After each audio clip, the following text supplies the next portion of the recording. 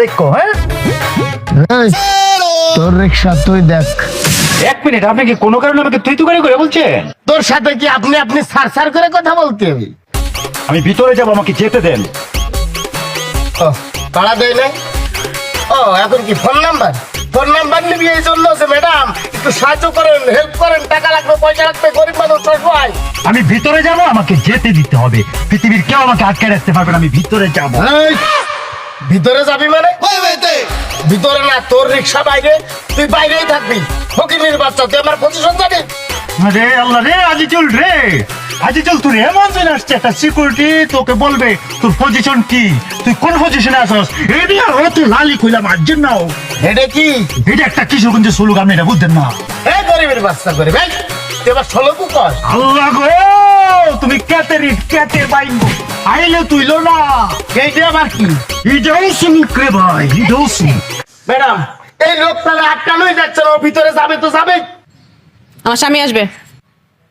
Hello, কই sir? তো কোনো গাড়ি দেয়নি ম্যাডাম, গাড়ি কই?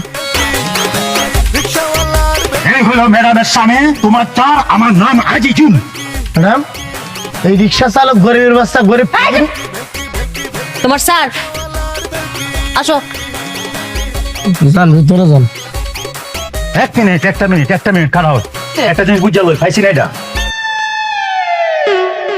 তোমার ম্যাডাম ঢোকার সময় তুমি ম্যাডামকে একটা লম্বা করে জিনিস দিছো, যেটা আমি পাই নাই।